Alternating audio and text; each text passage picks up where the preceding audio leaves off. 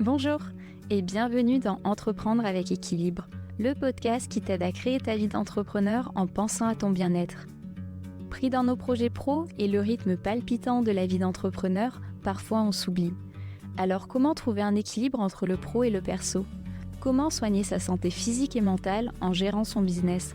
Comment entreprendre et profiter pleinement de sa vie ?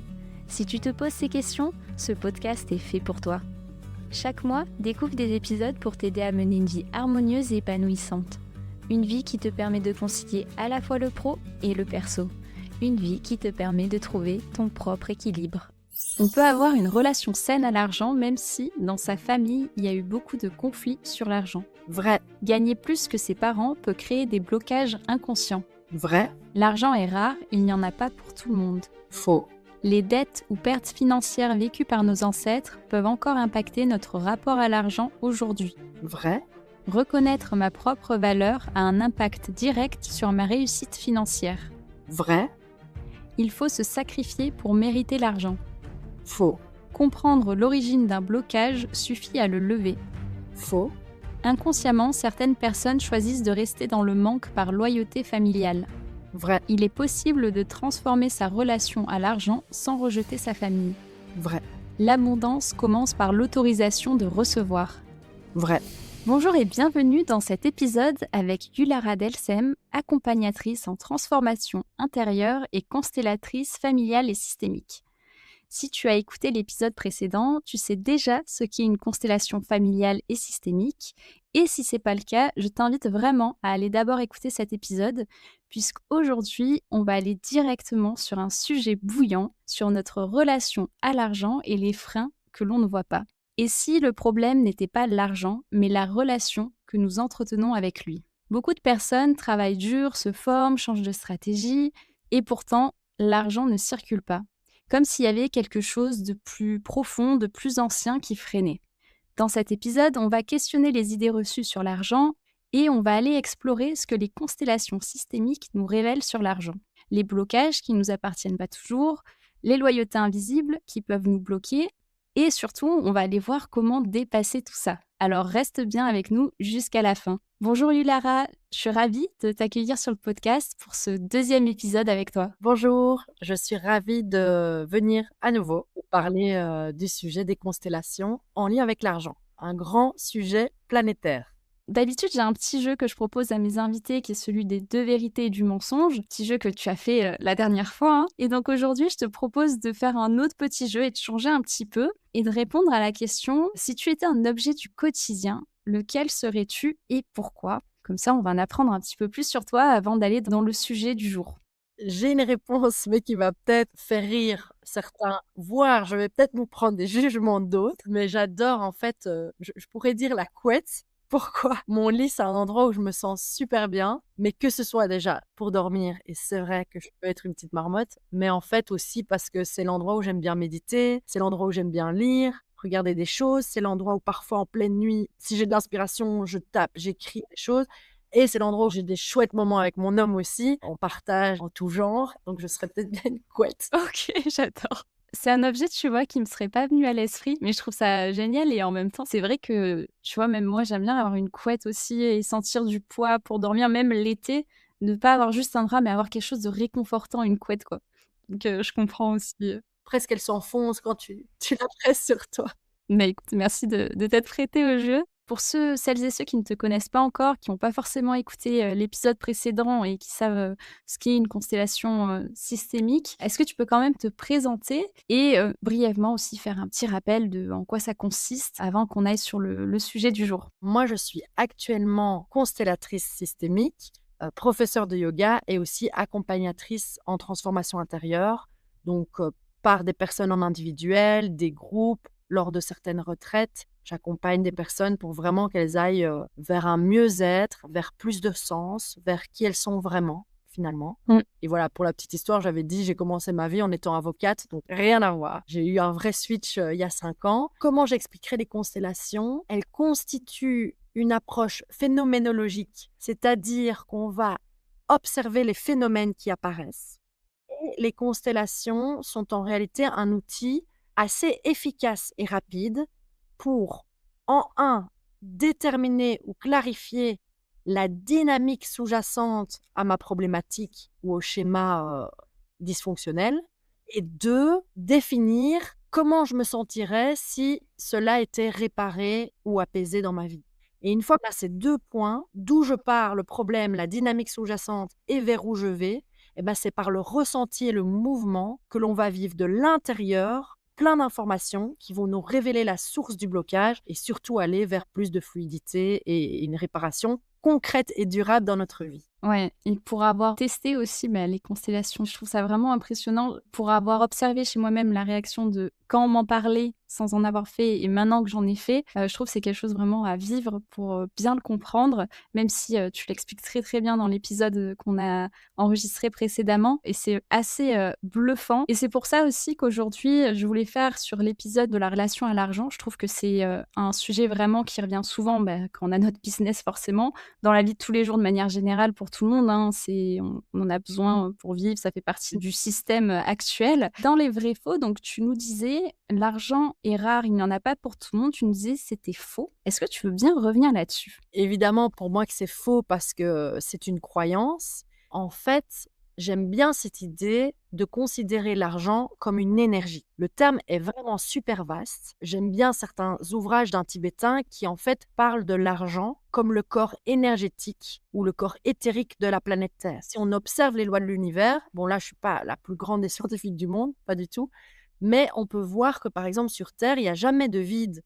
Quand il y a du vide créé quelque part dans la nature, il va y avoir plein de graines, des choses qui vont pousser, il va y avoir quelque chose qui va prendre place. C'est certain. Du fait de la mort de certains éléments, il y a d'office la naissance d'autres éléments. Selon moi, en prenant cette métaphore que l'argent est une énergie, ça fonctionne de la même manière. Si on était vraiment à l'écoute des justes cycles et rythmes sur Terre et qu'on était dans des justes relations, il y aurait un flux dans le donner-recevoir et on pourrait tout à fait avoir un flux dans ce qu'on gagne, ce qu'on dépense, ce qu'on génère, etc. Et en réalité, l'argent n'est ni bon ni mauvais, ni enfin je veux dire à disposition de certains de peu. C'est pas une question comme ça, c'est vraiment une énergie de libre-échange à disposition. Et en réalité, l'humain pourrait en faire quelque chose de magnifique qui circule librement partout sur Terre et on pourrait le vivre, nous, dans notre vie, quoi. Et quand on comprend qu'actuellement 10% des gens sur Terre détiennent 80 à 90% de la richesse mondiale, on comprend l'état de cancer généralisé de la planète. Imaginez 10% de vos organes utilisent 80 à 90% des ressources disponibles pour le corps tout entier. C'est sûr qu'il y aurait des carences, c'est sûr que certains organes seraient en souffrance, qu'il y ait des problèmes de flux ou de constipation, de déperdition d'énergie. Et donc, ça créerait quoi? Des stases et finalement un cancer généralisé si c'est répété dans le temps et puis voire la mort. C'est pas ce que je veux dire pour l'humanité, mais si on voit l'état de la circulation de l'argent sur Terre en lien avec, d'une part, tout le système de croyances des humains et d'autre part, le système économique qui a été créé, on peut comprendre les problèmes sur Terre et finalement, ce problème qui est sociétal mais vécu par des millions d'individus dans tous les pays du monde, dans plein de familles, individuellement. Donc pour moi, c'est une énergie à disposition et elle pourrait très bien circuler fluidement et harmonieusement entre tous les êtres humains, mais c'est un travail de conscience quelque part. Oui et c'est ce qui explique du coup, ce que tu disais, cette croyance du fait de penser que l'argent est rare, alors qu'au final, il peut ne pas l'être. Ce que tu dis aussi par rapport au fait que l'argent est de l'énergie. Il y avait un livre comme ça aussi, où j'avais, lu que c'était un flux et que le considérer comme un flux, ça permettait d'amener le mouvement parce que l'argent vient et part et c'est normal et qu'il y a cette idée de mouvement et de flux et donc il faisait le lien aussi dans ce livre sur l'énergie de manque, tu vois? Et qui appelle le manque. Je remettrai le nom du bouquin et toi, tu parles d'ouvrages tibétains aussi. Est-ce que tu as les références ou pas? Que je puisse mettre éventuellement dans la description pour ceux que ça intéresse. Il faudrait que je retrouve, mais c'est le tibétain Jwalkul. Il y en a d'autres qui comparent l'argent à une énergie. Et en fait, évidemment, toute la question de l'argent, de comment ça rentre et ça sort dans ma vie, c'est une question beaucoup plus globale de fluidité de mon énergie, finalement, d'équilibre ou non dans la circulation de mon énergie. Donc là, c'est la bonne nouvelle, c'est que l'argent est pas rare. Et dans ce cas, justement, voilà, pourquoi il y a des freins qui bloquent? Je comprends qu'il y a une idée, d'énergie et donc de circulation d'énergie. Comment tu expliques que certaines personnes vont, plus galérer que d'autres à gagner de l'argent et à avoir accès à cette fluidité dans l'énergie?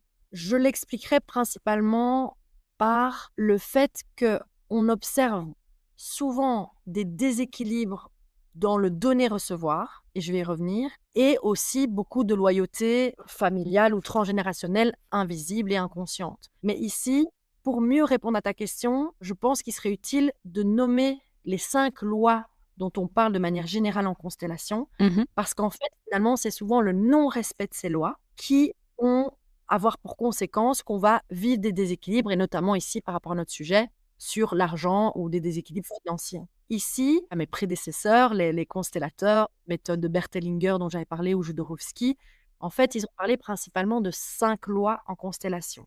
Que sont les lois? Ce sont en fait des dynamiques qui gouvernent toute bonne santé d'un système. Donc ici, ce ne sont pas des lois qui ont été créées par Ouais. des humains parce qu'ils ont décidé que c'était comme ça, comme le code la route ou pénale, c'est pas comme ça que ça marche. C'est plutôt que par l'approche phénoménologique, par l'observation des phénomènes et de ce qui est revenu et ce qui se répète sans cesse à travers les constellations ici, ils ont remarqué que par voie de conséquence, c'est comme une démarche scientifique, il y avait 5 lois qui, quand elles n'étaient pas respectées, forcément, il y avait un déséquilibre ou un problème dans le système, qui peut être mon système familial, qui peut être le système de ma vie, qui peut être mon système, l'entreprise où je travaille, etc. C'est le Oui. système. Ici, je vais les nommer les 5 lois parce que c'est super intéressant de voir les déséquilibres financiers. Une première loi, c'est la loi d'appartenance. La loi d'appartenance, elle nous dit quoi? Elle nous dit que du simple fait qu'on respire et qu'on est sur la Terre, eh ben, on appartient à une famille ou à un clan familial. Et ça, peu importe mon comportement ou mes actions. Les terroristes, je prends les cas les plus difficiles exprès, appartiennent à un clan familial. Mmh. On peut condamner leurs actes ou leurs actions, mais on ne peut pas les exclure du clan. Du fait même qu'ils sont nés à cette année-là de cette famille-là, ils appartiennent à cette famille. Et dès qu'on observe des exclusions, donc dès qu'on fait un sujet tabou de quelqu'un parce qu'on veut absolument pas en parler, ou des exclusions, même dans des lieux, en prison, etc., quelqu'un qui est banni de la famille, forcément, si c'est pas réglé du vivant de la personne, il y a un descendant dans la chaîne familiale qui va être porteur finalement de cette exclusion et qui va vivre des difficultés dans sa vie, soit du rejet de l'exclusion aussi, soit toute autre Mmh. chose, qui finalement aura pour source tel ancêtre qui a été exclu et rejeté de sa famille. On observe que cette loi d'appartenance, j'appartiens à ce clan, doit être respectée. Et plus précisément, à chaque fois, je vais nommer la loi globale, mais plus précisément, je vais parler aussi de cette loi en entreprise ou en organisationnel parce que ça concerne notre profession et du coup notre lien à l'argent. La loi d'appartenance, quand on en parle en fait en entreprise, en fait, elle fait référence au contrat de travail souvent. J'appartiens Mmh. du fait que je suis sous contrat à durée déterminée ou indéterminée. Et donc, la loi d'appartenance ici, elle va avoir lieu, mais elle va être circonscrite, on va dire, dans un cadre de temps, finalement D'accord, oui. où j'ai plus de contrat, j'ai plus d'appartenance à la société, je lui dois Mmh. plus rien. Mais quand je suis dans l'entreprise sous contrat de travail, ou ça peut être quand j'ai créé mon entreprise et du fait même de l'existence de cette société par les statuts sociaux, quelque part, j'appartiens à cette entreprise ou cette société et les autres doivent reconnaître cela. Si on fait Mmh. comme s'il n'existait pas parce que je suis la nouvelle et qu'en fait on m'exclut parce que je comprends Oui. rien, et Mmh. forcément ça va créer des déséquilibres, pas que chez moi qui suis exclue, mais dans tout le système de l'entreprise. Ça, on l'observe. Et je donnerai des exemples plus spécifiques. Donc ici, c'est ne pas exclure même un Mmh. nouvel arrivant parce que forcément ça va créer des déséquilibres. Il y a aussi une deuxième loi qui est le respect du rang. Donc non seulement quand je nais, j'appartiens à un système, on vient de l'avoir, la loi de l'appartenance, mais en plus, il y a un ordre d'arrivée. Dans ma fratrie, j'ai un ordre d'arrivée. Mmh mh. Parfois, dans les familles recomposées, il y a un ordre recomposé aussi. Au niveau plus personnel, les fausses couches ou les bébés morts-nés ou les bébés avortés ont une importance parce qu'il y a énormément de problèmes de place sur Terre qui sont en lien avec finalement un problème de de numéro de ma place dans ma fratrie. Je pensais être la deuxième tout le temps, mais en fait, je suis la troisième. Parce que le deuxième, c'est un bébé qui est mort à 3-4 mois dans le ventre de ma maman. Et donc, voilà, il y a une place pour chacun. En entreprise, eh ben, le respect du rang nous demande quoi? Le respect d'un ordre hiérarchique, respecter la hiérarchie de là où je travaille, un ordre chronologique, que les nouveaux arrivants reconnaissent et respectent les anciens. Même si chacun a son domaine de compétences, ben, c'est juste reconnaître le rôle, je veux dire, et aussi l'arriéré de compétences et de... Oui, de connaissances de l'intérieur du clan ou de la Voilà, famille. c'est vous, vous êtes là depuis 40 ans, même si moi, je suis un petit génie qui arrive, je serai là depuis 1 an, je dois juste reconnaître qu'en fait, tu es Tu vas avoir peut-être plus de connaissances. exactement dans l'expérience de l'entreprise, tu es ma doyenne dans le sens où tu as 40 ans et moi j'ai 1 an et demi. Donc c'est juste être ça et la préséance des rôles qui est en fait hyper importante. C'est reconnaître qui fait partie de l'équipe et quand c'est très clair de qui fait partie de l'équipe, définir le rôle de chacun. Et ça, on observe que c'est la source de nombreux conflits en entreprise, c'est que c'est pas très clair qui fait partie de l'équipe, qui fait pas partie. Surtout les projets de plus en plus transversaux, où on fait appel à des personnes en extérieur, en externe de l'entreprise, des experts en telle matière, plusieurs intervenants sur plusieurs étages du projet, dans des peut-être des durées différentes, à des moments différents. C'est très important de clarifier chaque équipe et au sein de l'équipe, qui fait quoi.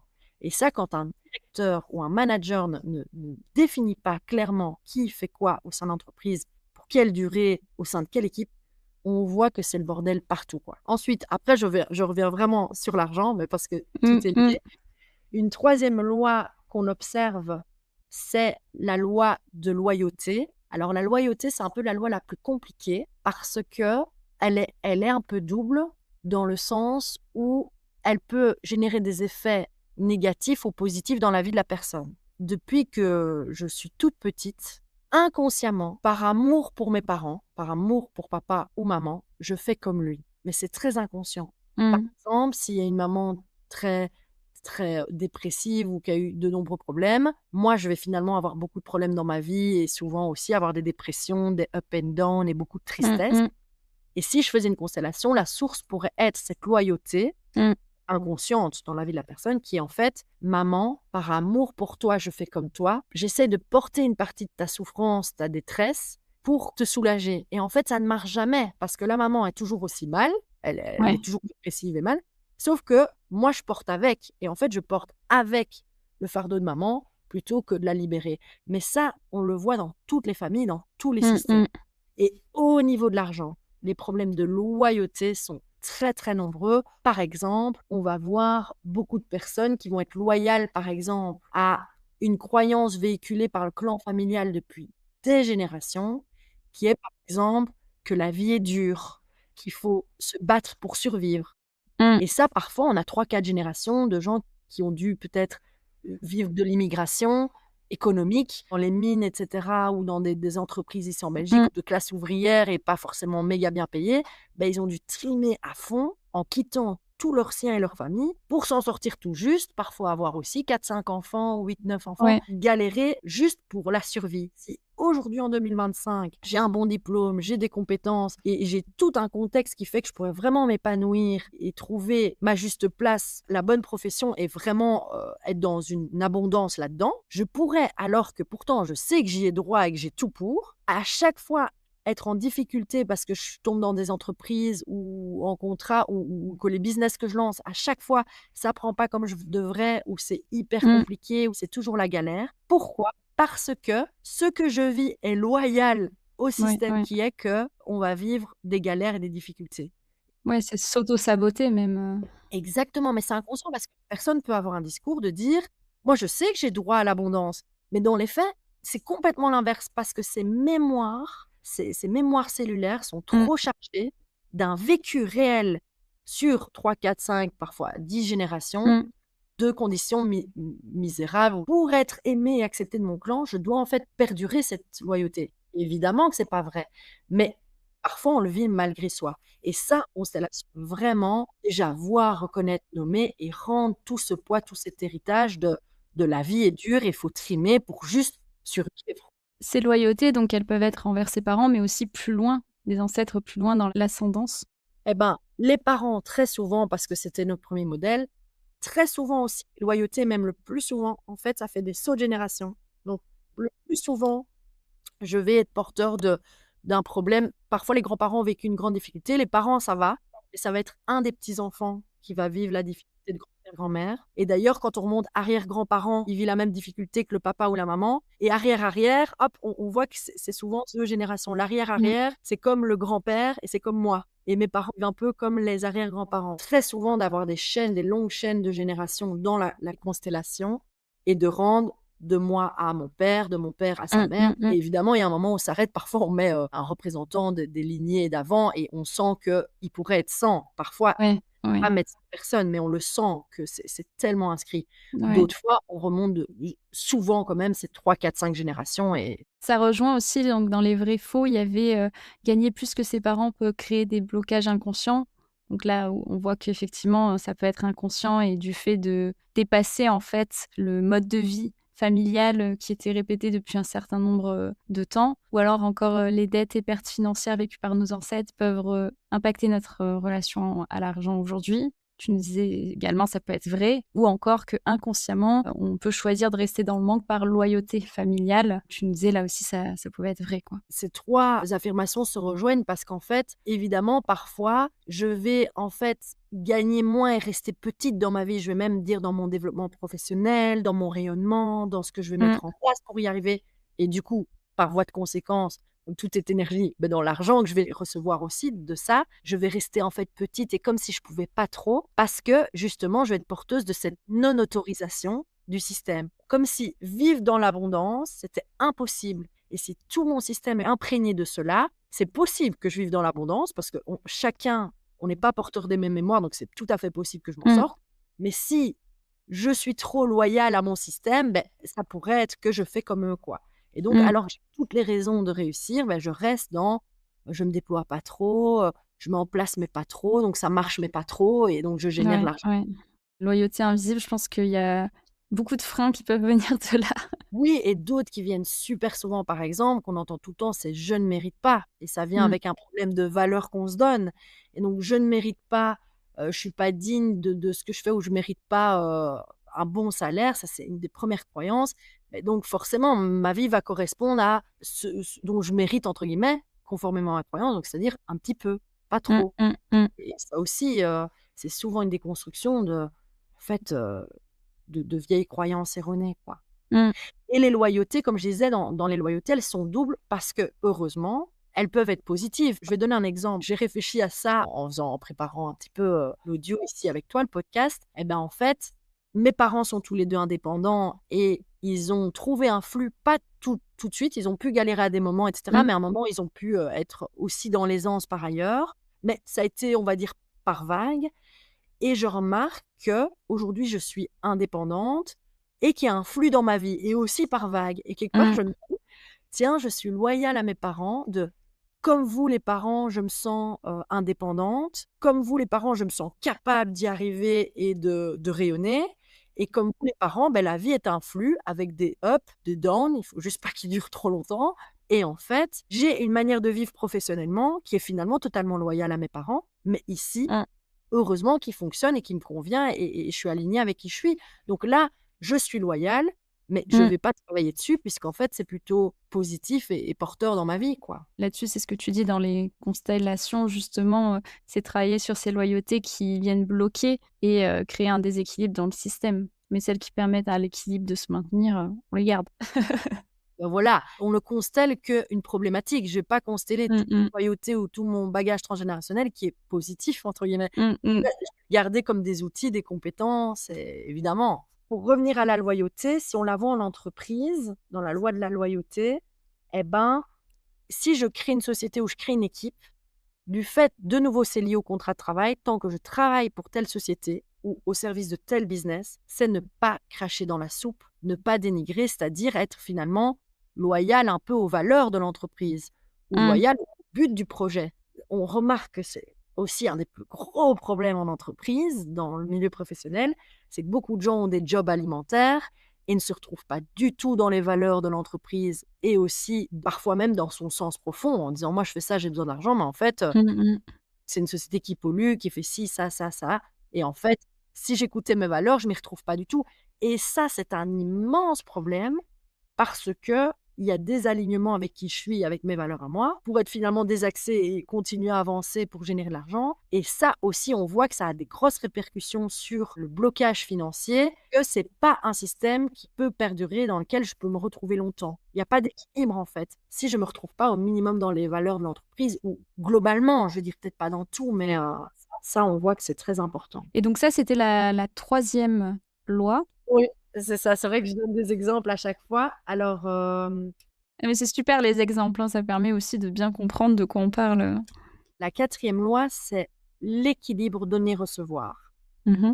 Le non-respect de cette loi qui est une grande cause de problèmes financiers, qu'on vit actuellement. Parce que ici, cette loi, elle nous dit quoi? Elle nous dit que dans nos relations, que ce soit amicales, professionnelles, en couple, il faut qu'il y ait globalement un équilibre entre donner et recevoir. La seule exception à cette règle, c'est qu'en tant qu'enfant, Mmh. on ne devra jamais donner ce qu'on a reçu à nos parents. Premièrement, c'est impossible de leur donner la vie qu'on a reçue à travers eux. Donc Mmh. là, ça va que dans un sens. Et pareil, s'ils nous ont donné énormément dans leur vie, si on a eu des parents plutôt sains, nourriciers, qui avaient la possibilité de nous acheter plein de choses, et cetera, il n'y a pas d'obligation de réciprocité. C'est la seule exception parce qu'en fait, ce sera à nous de donner aussi sans condition à nos enfants et Mmh. si on n'a pas d'enfants, de donner sans condition, au monde, en fait. L'enfant est dans l'unique posture de recevoir, recevoir, recevoir, recevoir, finalement, quand c'est bien fait et que c'est sain Mmh. et puis finalement de donner à son tour, mais lui dans sa vie ou lui à ses proches, dans son couple, une fois adulte.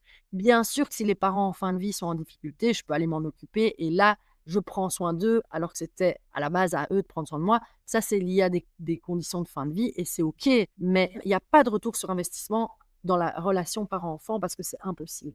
Le donner-recevoir, est-ce qu'il doit être forcément, réciproque dans le sens, est-ce que je peux recevoir d'un côté et donner de l'autre, tu vois? Sans avoir à donner du même côté où j'ai reçu. C'est plus que ce que je vais donner ne doit pas être exactement ce que j'ai reçu. Je m'explique. Imaginons que en famille, il y en a un qui fait plus l'apport financier. C'est pas parce que mon conjoint rapporte 2000 nets par mois que moi je dois rapporter 2000 nets par mois. L'équilibre donner-recevoir prend en compte des critères beaucoup plus globaux. Donc, par exemple, moi, ça va être en temps de présence, en temps de gestion de tâches administratives quotidiennes ou d'occuper les enfants. L'équilibre peut être fait par d'autres avantages que juste Mmh. de l'argent à l'argent, quoi, tu vois?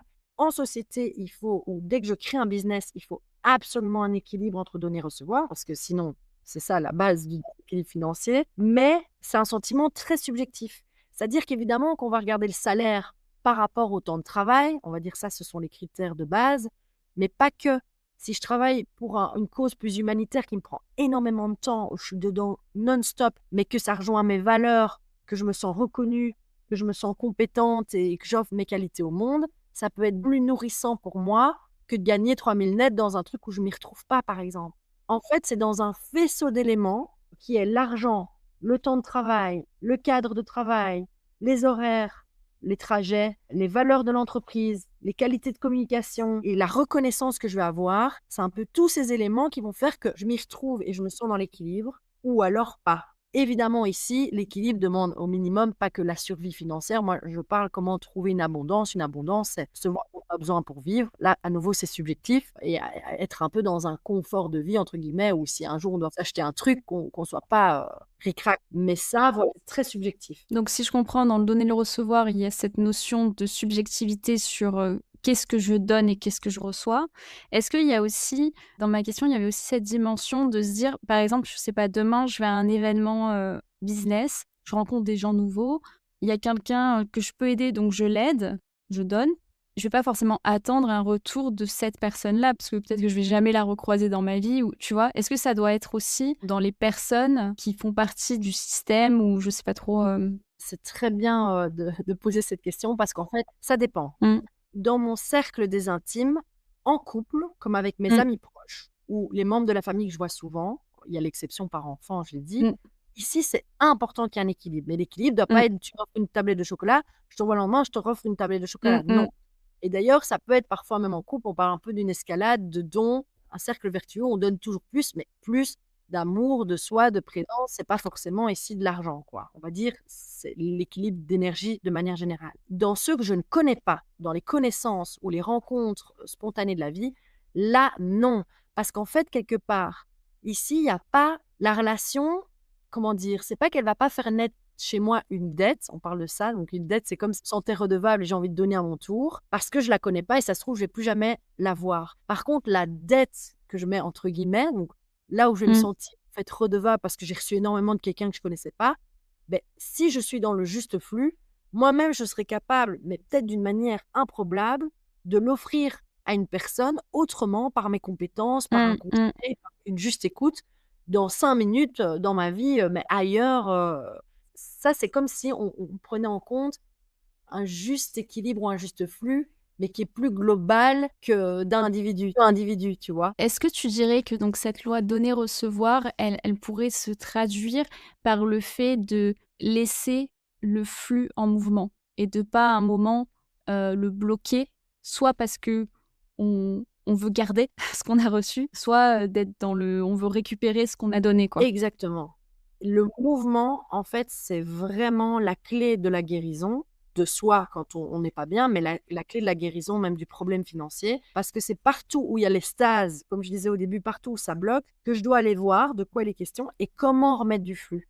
Mmh. Et ici, on peut voir dans les déséquilibres financiers, souvent, des personnes qui, par exemple, dans le don, Mmh. elles vont soit être dans une perte énergétique et elles pourraient donner, mais donner tout, leur chemise: «Tiens, tu as un problème, tiens, je te donne 5 €, mais non, tu me rends pas» et 3 ans après, c'est pas rendu et elles donnent tout et ça crée comme une perte d'énergie et on voit, c'est une dispersion d'énergie qui font qu'elles sont souvent enfin, qui fait qu'elles sont souvent en galère de financière et que là, il y a une perte vraiment d'énergie, donc il y a pas d'équilibre, mais d'autres qui, à l'inverse, gardent beaucoup, amassent beaucoup, vont garder beaucoup sur des comptes. Ici, j'ai pas un problème avec l'épargne en soi, raisonnable, Mmh mh. mais si je garde tout, que je calcule tout à l'euro près, que je donne rien à mes enfants parce que, voilà, que je suis vraiment dans une retenue, là, on voit un déséquilibre qui est plutôt lié à, moi, ce que j'appelle une constipation énergétique, c'est-à-dire que j'amasse, mais ça sort jamais. Le juste flux, c'est en fait c'est comme ça que fonctionnent les chakras, c'est comme ça que fonctionne le monde, c'est le juste équilibre entre ce qui entre et ce qui sort. Mmh. C'est pas dire que ce qui rentre doit sortir. Vous voyez, quand vous mangez des aliments, il y a tout un traitement et ce qui sort, c'est pas vraiment la même chose et c'est pas tout. Eh ben, pareil avec l'argent qu'on a chaque mois, je dois pas tout dépenser, mais je dois pas tout garder non plus. C'est un équilibre de ce que je garde, à quoi je l'utilise, à quoi je le destine, qu'est-ce qui va peut-être être en stand-by pour peut-être un plus tard et qu'est-ce qui va être dans un flux, immédiat et c'est tout ça qui va créer, en fait, ce juste flux entre ce qui rentre et ce qui sort dans ma vie Mmh. et ça, c'est une histoire d'équilibre général, mais qu'on le voit ici avec l'argent, de manière flagrante. Du coup, tu nous as donné déjà pas mal d'éléments sur les freins, en parlant, de ce déséquilibre dans le donner-recevoir, de loyauté qui serait très souvent inconsciente et qui impacte de manière négative, on va dire, une personne dans sa relation avec l'argent. Tu nous as parlé aussi du respect du rang qui peut, venir créer un déséquilibre, notamment, quand on travaille dans une entreprise et qu'il y a ce rang qui n'est pas, respecté et aussi l'appartenance. Il y a une 5e loi dont tu voulais nous parler? Oui, donc celle-là, c'est en fait, c'est la loi c'est la seule qui chapeaute un peu toutes les autres lois, qu'on appelle, c'est un peu une phrase type, mais on l'appelle âme, amour, destin. Bon là, que les personnes ne s'arrêtent pas au mot, c'est que ce qui est, est. Et dans notre vie, on va avoir tous des grandes épreuves, des grands tournants, des grands moments de notre vie, plus ou moins beaucoup, en fonction de ce qu'on a à vivre, sur terre et en fait, que je sois en colère ou que je sois dans l'acceptation de ça, c'est des parents qui vont perdre un enfant, ils peuvent le pleurer 15 ans ou 3 ans. C'est un moment, le seul chemin de guérison, c'est l'acceptation que cela est. J'ai perdu mon enfant de 3 ans et en entreprise, on peut le voir, s'il y a une faillite pour cause de, je sais pas, de décision gouvernementale et que d'un coup, il y a 15 000 emplois qui se perdent, beh, cela est. Il y a une fusion-acquisition, ben, il y a des pertes d'emplois. Cela est l'IA qui prend énormément de place, prend énormément de postes avec tout le danger du vrai faux qu'elle génère Mmh et mh. de la perte, on va dire, de contrôle sur la véracité de l'information, ça c'est un autre débat. Tous les métiers de traducteur, les métiers qui sont en train de disparaître parce que l'IA est aussi un outil qui aide aussi en parallèle, cela est. Je peux lutter contre ou l'accepter, ça va impacter mon business, ça va peut-être impacter ma profession et ma manière de générer de l'argent. Donc, c'est comment être en phase avec cette juste écoute des épreuves de la vie qui sont pas toujours faciles à vivre. C'est sûr, quand c'est une épreuve, c'est plutôt souvent douloureux et dur, mais c'est ce qui nous met en mouvement. Et là, c'est important, en fait, d'être dans un travail plutôt de reconnaissance de ce qui est et d'acceptation. En fait, c'est un deuil, quoi, c'est accepter. Du jour au lendemain, il y a une immense faillite, tout s'arrête, ben, c'est l'acceptation. Du jour au lendemain, je dois me redéfinir professionnellement et tout recréer. C'est ce que je dois vivre, quoi, tu vois? Et Est-ce que donc tu veux dire du coup que ça peut aussi être, un des freins liés à l'argent dans le sens où, bah, si je perds beaucoup d'argent soudainement, si je l'accepte pas, ça va venir impacter le flux qui pourrait revenir? exactement ce que ça va faire, parce qu'il y a forcément l'impact, hein, des fois, par exemple, des gens qui perdent tout du jour au lendemain, hein, leur maison, je sais pas, une cause d'inondation, il y a pas d'assurance, ils perdent leur maison, leur voiture, Mmh tout mh. est bien du jour au lendemain. OK, paf, je dois accepter ce qui est. Évidemment que la vie, elle a mis cette proposition sur ma route, bon, que j'ai dû accepter, je vais le dire comme ça, mais elle va pas s'arrêter là. C'est comme, les parents qui perdent un enfant, c'est vraiment hyper dur, mais peut-être qu'ils ont d'autres enfants et leur vie va continuer. Et donc pour être dans ce mouvement et ce flux, c'est important de faire ce travail d'acceptation. Si on ne le fait pas, en fait, ce qu'on va faire, c'est qu'on va rajouter de la souffrance à la souffrance et que ma difficulté, au lieu de durer peut-être 6 mois ou 2 ans, le temps de rebondir, ben je vais peut-être la traîner pendant 15 ans. Et d'ailleurs, on peut voir que parfois, le grand-père a eu aussi sa vie qui s'est arrêtée à ses 30 ans parce que voilà, et qu'en fait, l'arrière-grand-oncle, donc je sais pas où, a eu ça aussi, en fait. C'est ce que j'allais dire, au final, ces lois, elles peuvent être liées aussi. Exactement, c'est vraiment un réseau entrelacé de multicouches et les constellations vont mettre ça en lumière. Quelle loi n'est pas respectée et finalement, quelles sont les conséquences de ce non-respect dans ma vie? Je voulais pas t'interrompre tout à l'heure quand tu en parlais, mais par rapport à cette loi de respect du rang, est-ce que tu observes des différences, soit selon les rôles dans la famille, si on est l'aîné, le cadet, au niveau de la relation avec l'argent, des choses qui se est-ce que tu observes des choses qui se répètent, qui reviennent souvent? Est-ce que là-dessus, il peut y avoir aussi un impact sur notre relation à l'argent en fonction de la place qu'on a, du rang qu'on va avoir dans la famille, je pense, mais ça pourrait être aussi, dans son business. Après, je me dis, bon, si on est tout seul dans son business, ce qui, par exemple, est mon cas, là, je vois un peu moins, mais, Ici, ce qu'on peut voir, c'est pas que tous les aînés vivent de manière générale une difficulté ou tous les cadets vivent ça, et cetera. Les phénomènes qu'on voit le plus apparaître, par exemple, ça va être quand le deuxième va être un peu considéré comme un aîné par les parents, par exemple, au détriment de l'aîné. Par exemple, si l'aîné est une fille, le deuxième est un garçon et que tout le système familial est fort loyal au bon vieux patriarcat qu'on connaît, ça peut être comme l'homme est l'ultime, enfin, c'est l'héritier mâle, qui reprend, la société. Il pourrait se voir proposer plein de choses qu'en fait, la première éventuellement aurait pu se faire proposer. Ce n'est pas le cas.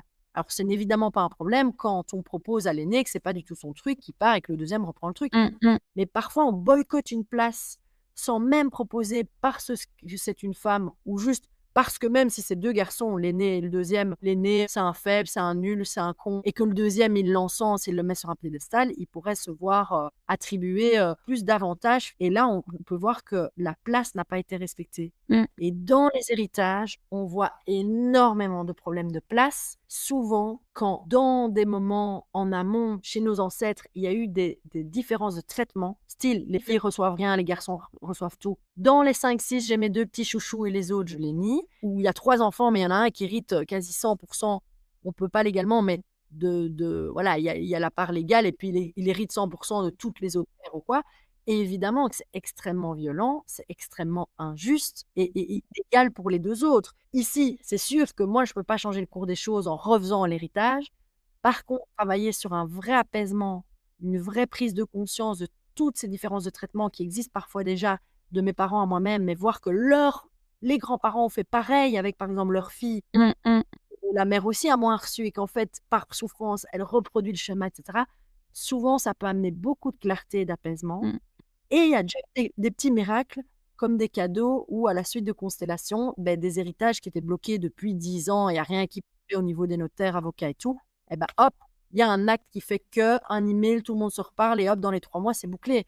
Et donc ça veut dire que par rapport à ces 5 lois, si admettons moi je sens que voilà, j'ai un blocage lié à l'argent, comment je peux commencer à libérer le flux, on va dire et résoudre le blocage?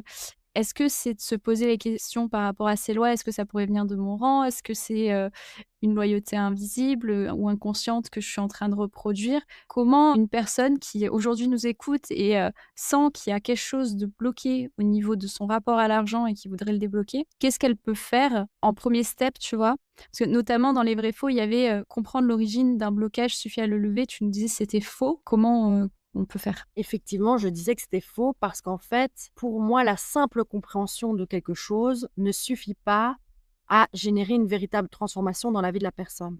C'est pour ça que j'expliquais plutôt dans le premier podcast que les constellations, c'est pas qu'un outil de compréhension avec le mental, mais c'est vraiment un vécu intérieur. C'est pour ça qu'on passe dans la constellation par le ressenti, le mouvement. Et c'est le ressenti, le mouvement qui mène finalement à la cause que je peux comprendre. La compréhension est plus une conséquence de la constellation qu'un effet recherché. Alors bien sûr que se poser des questions, prendre conscience et comprendre, c'est le premier pas de toute démarche de transformation. Parce que si j'y vois déjà pas clair et que je ne reconnais pas qu'il y a un problème, ça va pas bouger. Ça, c'est sûr. Maintenant, pour moi, on peut dire que c'est la première moitié. La deuxième moitié, c'est d'inscrire un véritable changement à l'intérieur de nous. Alors là, ceux qui nous écoutent peuvent dire, OK, moi je veux, super, mais comment on fait? Là, il y a évidemment plein d'outils, d'approches qui existent. Je pourrais évidemment les conseiller de tester une constellation avec un constellateur, voilà, souvent on conseille par bouche à oreille de quelqu'un de bien, qui a une juste posture, d'en faire l'expérience. Parce qu'en fait, c'est eux-mêmes qui vont voir ce que ça va venir faire bouger et venir fluidifier et apaiser. Pour revenir plus largement à ta question, donc voilà, je les inviterai en fait à se poser les bonnes questions. Et par rapport à se poser les bonnes questions, en fait, dans des modules, des fois je fais des modules de 3 jours juste sur les constellations et l'argent. Donc, on traite vraiment de l'équilibre donner-recevoir. On va un peu être en chasse, je veux dire, de toutes ces loyautés invisibles pour aller vers la transformation. Eh ben, on va d'abord poser un diagnostic. Qu'est-ce qu'il y a entre moi et je reçois partout, en tout temps, ce dont j'ai besoin? Parce que selon, de nouveau, je dis toujours cet ouvrage du tibétain, mais il faudrait que je trouve le paragraphe. Les lois de la nature fonctionnent comme ça, en fait, que il y a partout, en tout temps, ce dont la planète Terre a besoin, finalement. Si on regarde comment le végétal et l'animal fonctionnent, il y a de l'adaptabilité et il y a tout le temps des propositions. Et finalement, nous, souvent, la demande, c'est plus un travail d'abondance financière, c'est de recevoir ce dont j'ai besoin dans un flux confortable, mais c'est pas spécialement d'amasser des richesses.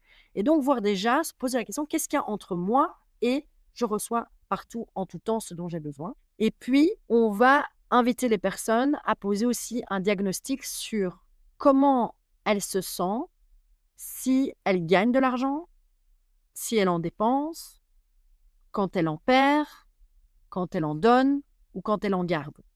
Juste quel est mon système de croyance par rapport à ça? Je peux vraiment prendre, voilà, quand je gagne de l'argent, comment je me sens? Ah ben, excitée, bien, j'ai envie d'y aller, joyeuse. Quand j'en dépense, ah, ça dépend. Pourquoi? Des fois, ça crispe, des fois, c'est fluide. Enfin, tu vois, vraiment se poser la question. Et puis, dans un troisième temps, se poser cette question, tiens, quel est le rapport de mes parents, voire mes grands-parents, à l'argent? Et donc, pourquoi pas prendre chaque parent et chaque grand-parent si on les a connus, et en fait, répondre un peu, qu'est-ce qu'ils répondraient eux? Évidemment, c'est pas vrai, mais juste pour se poser la question, comment ils se sentiraient, comment ils se sentent eux quand ils gagnent de l'argent, quand ils en dépensent, quand ils en perdent, quand ils en donnent ou gardent? Parce qu'on va très souvent voir des similitudes à plein d'endroits, en fait. Déjà, ça va être révélateur. Et puis surtout lors de ce module, pour terminer, on va faire vraiment un travail de réparation et de guérison parce qu'une fois qu'on a observé toutes ces croyances, là c'est la première étape de prise de conscience et de compréhension, tout le travail de réparation va être d'honorer l'argent en tant qu'énergie de libre-échange et finalement nettoyer l'argent de toutes mes projections, toutes mes croyances erronées, comme l'argent est sale ou l'argent est malsain. Non, tu vois, ça n'aide jamais Mmh. à créer de l'argent. Si déjà je le vois de manière négative, donc je vais vraiment nettoyer de ça des croyances du coup qu'on aura pu observer ou soulever Identifié dans les questions soulevées, précédemment, ouais. exactement, et nettoyer l'argent de mes compensations, comme par sentiment de désamour dans la vie, par peur, par lutte de pouvoir. Du coup, moi, j'agis comme ça par rapport à l'argent et finalement libérer cet argent-là pour qu'il redevienne qu'une énergie, en fait, un outil de libre-échange et remercier l'argent dans ma vie d'être au service d'un plus juste flux, d'un plus juste équilibre et de juste relations sur Terre. Mmh. Une fois qu'on a fait tout ça, la constellation, il faut bien préciser que c'est pas forcément un outil de vérité absolue. Non, c'est juste un éclairage sur un aspect de mon système et qu'elle va pas non plus, comme par coup de baguette magique, tout changer dans ma vie. C'est possible. C'est plutôt exceptionnel. En fait, c'est pas vraiment ça, c'est plutôt par clarté et parce qu'elle est venue mettre du mouvement ou du flux, elle va me proposer plein de solutions de mouvement. Et donc, quand je sors d'une constellation sur l'argent, c'est pas vraiment que le lendemain, mon salaire va doubler tous les mois. Je le souhaite, pourquoi pas, mais c'est pas vraiment ça. C'est plus que la personne se sera posé les bonnes questions et aura obtenu, entre guillemets, les bonnes réponses par rapport à ces questions, qu'elle va se positionner dans sa vie différemment. Pour quelqu'un qui dépensait tout le temps de manière compulsive, peut-être qu'elle va gagner la même chose, être dans le même métier, mais par contre, avoir une gestion de l'argent différente. Mmh. Un autre, ce sera de se rendre compte que dans la structure ou avec le business qu'il a créé, c'est impossible d'être reconnu pour ses justes compétences et valeurs Mmh mh. et de gagner la juste somme. Et donc, parce que je me suis rendu compte de cette impossibilité, là où j'y ai cru et j'ai donné tellement d'énergie pendant tellement d'années, ça va me pousser, Mmh. moi, dans ma vie, finalement, à peut-être quitter l'entreprise et trouver ailleurs. Ou juste dans mon cadre de travail, mes horaires et ma rémunération. Et donc, en fait, la Constelle n'a pas une réponse type, style tu viens et tu vas gagner plus d'argent. Non, ça va remettre un équilibre différent dans ta vie qui va du coup t'inviter au mouvement, mais le mouvement concret qui se fera chez toi, je peux jamais le dire à l'avance. On sort avec finalement plein de propositions de solutions et un nouveau mouvement qui s'installe dans notre vie. Un nouveau regard aussi sur, justement, ces freins liés à l'argent et notre rapport avec l'argent. Il y a le nouveau regard et il y a que par cadeau de la constellation, il n'y a pas que le regard, il y a que par voie de conséquence, ces freins peuvent disparaître dans ma vie. En fait, je me suis, comme tu dis, mise en mouvement ailleurs. Je travaille finalement pour une autre entreprise. Je suis finalement mieux payée. Ben, Mmh. finalement, j'ai eu la rencontre qui a fait que super collaboration et hop, mon projet a décollé. Je trouve ça important aussi ce que tu dis sur le fait que alors oui, il peut y avoir un «miracle» entre guillemets et une transformation, très, soudaine et qui soit radicale, mais ça peut aussi être une transformation qui se fait en infusion, et qui, progressivement en fait, ramène le mouvement et donc fait que le rapport à l'argent change et qui va se manifester d'une manière beaucoup plus douce, que ce qu'on peut avoir en tête ou ce qu'on aimerait et de se dire, «Tiens, à partir de l'année prochaine, je veux faire tant de chiffre d'affaires». C'est ça, si on dit: «Je veux 200 net de plus tous les mois» et je vais dire: «Oui, mais imagine que tu l'as demain, comment tu te sens?» «Ben, apaisée, dans ma sécurité». Donc en fait, parfois la constelle, elle va t'offrir cette sécurité que tu cherchais à l'intérieur de toi et pas spécialement par 200 net en plus Mmh par mh. mois, mais par un faisceau de plein de choses qui vont se mettre en place et donc tu auras eu le véritable apaisement parce que tu auras ce sentiment de sécurité à l'intérieur de toi et donc concrètement dans ta vie aussi. Et qu'est-ce qui t'étonne aujourd'hui encore, dans les constellations que tu vas faire autour de l'argent? Est-ce qu'il y a des choses encore qui t'étonnent Alors ou qui m'étonne, non, mais par contre, je peux être frappée, en fait, finalement, comme on est tous des maillons d'une même chaîne familiale, j'en reviens à la loyauté et comme on est des porteurs de croyances dans le système, quoi et ça, qu'on en soit conscient ou pas, mais c'est tellement flagrant en constellation que je me dis: «Waouh, c'est fou comme, en fait, le transgénérationnel peut nous impacter», quoi. et si la personne qui nous écoute aujourd'hui devait, repartir avec une seule question à se poser sur son rapport à l'argent, ce serait laquelle? Tu lui proposerais quelle question? Alors moi, je lui proposerais plus une question de comment il se sent dans l'équilibre de sa vie. Parce que finalement, l'argent, ben, ramène un état d'équilibre vraiment beaucoup plus global que juste, comme on dit, les sous sur un compte. Comment je me sens dans l'équilibre de ma vie? Et si la réponse est plus positive, je me sens à ma place, alignée, je rayonne dans ce que je fais, tout, mais génial, quoi. Je suis dans l'axe.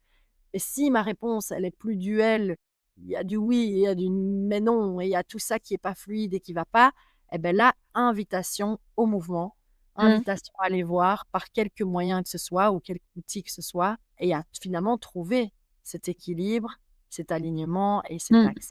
Et évidemment, l'équilibre est en mouvement, donc c'est une question à se poser, si pas tous les jours, mais chaque mois, chaque année dans la vie. Bah, écoute, on arrive à la fin de cet épisode.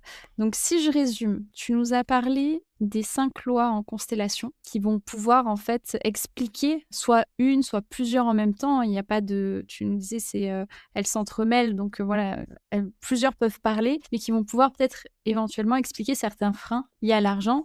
Donc tu nous disais qu'il y avait la loi d'appartenance, à quel clan familial j'appartiens, la loi du respect du rang, la loi concernant toutes les loyautés, qui sont, très souvent inconscientes et tu nous as indiqué aussi à ce sujet que des loyautés pouvaient être à la fois positives et négatives, enfin impacter de manière positive ou négative la vie, le quotidien de la personne qui les porte. Tu nous as parlé de la loi d'équilibre entre donner et recevoir et que justement quand il y a un déséquilibre, il peut y avoir également des freins, des blocages qui se manifestent dans le rapport avec l'argent et tu nous as parlé de la 5e loi qui est, âme, amour, destin, donc ce qui est et sur, l'acceptation de ce qui est. Pour, revenir à ces freins donc liés à l'argent, tu nous as, parlé aussi pour pouvoir justement les résoudre et ramener du mouvement dans les blocages qu'il pourrait y avoir dans notre rapport avec l'argent. Tu nous as parlé de certaines questions à se poser pour, faire un diagnostic et c'est ce que en constellation, systémique du coup, ce qui va se jouer pour pouvoir identifier, hem, qu'est-ce qui qu'est-ce qui «pèche» entre guillemets et donc, tu nous as dit que dans les questions, il y avait: «Qu'est-ce qu'il y a entre moi et je reçois partout, en tout temps, ce dont j'ai besoin?» De se poser cette première question, de se demander aussi comment la personne se sent quand elle gagne de l'argent, quand elle en dépense, quand elle en reçoit, quand elle en donne. Voilà, aller, explorer ses ressentis aussi et en même temps aussi, aller voir le rapport des parents, voire des grands-parents avec l'argent pour voir justement est-ce qu'il y aurait pas des loyautés et des schémas, qui se répètent au niveau transgénérationnel. Une fois que ce diagnostic est fait et qu'il y a des choses forcément qui vont émerger, tu nous as parlé d'honorer l'argent, de nettoyer l'argent des croyances erronées et de remercier l'argent. À ce propos, est-ce que tu aurais, par rapport à honorer, nettoyer et remercier, j'imagine donc en constellation, c'est quelque chose qui se fait, de manière naturelle dans le déroulement de la session. Pour quelqu'un qui nous écoute et qui, peut-être a déjà identifié certaines choses et se dit: «Bah, tiens, je voudrais bien essayer de mon côté». Est-ce qu'il y aurait un exercice que tu pourrais proposer à ce niveau-là ou un rituel? Oui, le rituel, comme tu dis, donc il se passe de manière naturelle au moment, opportun dans la constellation. Il peut être fait chez soi, parfois même avec, représenter l'argent donc par un symbole, hein, que ce soit une pièce, 1 €, que ce soit une pierre, ce qui nous parle et pourquoi pas, on se met dans un cadre de rituel, donc un moment où je prends 5 minutes pour faire ça. Pourquoi pas allumer une bougie et parler à l'argent, de dire: «Voilà, je t'honore comme, énergie de libre-échange», peut-être, voilà, parler de l'argent comme, un flux quoi, d'énergie beaucoup plus globale. Nommer peut-être les croyances et peut-être dire: «Oui, je te nettoie, je te déleste de toutes mes croyances erronées», en fait. Finalement, on colle tout ce qu'on veut voir sur l'argent, mais l'argent n'est pas ça. Donc c'est bien de le nommer et puis de remercier. Ça peut déjà être un petit début de processus. Après, je précise aussi que si, par rapport aux croyances erronées, je ne vais pas contacter la source de la croyance, que ce soit en transgénérationnel, en vie biographique, même, au-delà, j'ai déjà dit, ça pourrait même être karmique, archétypal, sociétal. Pour moi, si je vais pas la contacter, je peux faire ce rituel beaucoup tous les jours et cetera, mais en fait, je verrai peut-être que le mécanisme continue dans ma vie. Donc c'est Ouais. important de trouver l'outil qui permet d'aller à la source. Oui et ramener le mouvement, donc ce que tu nous disais aussi tout au long, de l'épisode, vraiment, et avec, au tout début, ce que tu nous disais, le fait que l'argent, c'est un flux et il y a cette idée, c'est de l'énergie, il y a cette idée vraiment de mouvement à ramener, ce que la constellation, permet du coup de ramener.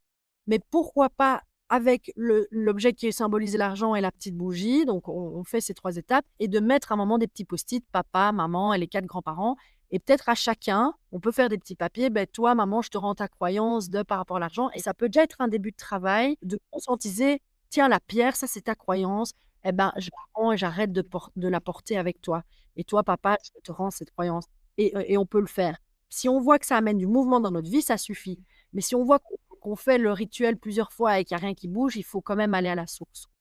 Bah, génial, écoute, merci beaucoup d'être venue pour une deuxième fois, pour parler de ce sujet qui, je pense, parlera à beaucoup de personnes. Ma toute dernière question pour toi, c'est quel est le meilleur moyen de te contacter? Je te l'avais déjà posée, mais je la repose et comme ça, je pourrais mettre dans la description le lien, pour te contacter. Donc ça peut être par email, c'est la meilleure manière. Sinon, on peut toujours m'appeler. Après, comme je suis beaucoup avec des humains, si je réponds pas toujours, laissez au moins un message, un SMS, une trace, voilà. Sinon, il y a je fonctionne un peu, à l'ancienne aussi, donc avec un mailing list. Ils veulent être informés des informations, des formations, aux constellations que je donne, des modules. Ils me demandent juste d'être dans le mailing list par mail. Et alors, il y a la page Facebook Ishvara, prend un peu aussi, ce qu'on propose ici en Belgique, de notre côté, mais en distanciel aussi. Bah, écoute, super, je te remercie, Yulara. Merci à toi infiniment et merci pour, la qualité de tes questions et de ton Merci. entretien. Merci pour ton écoute. Si cet épisode t'a plu, je te laisse le partager autour de toi pour le faire découvrir aux autres et lui mettre 5 étoiles. Prends soin de toi et à bientôt.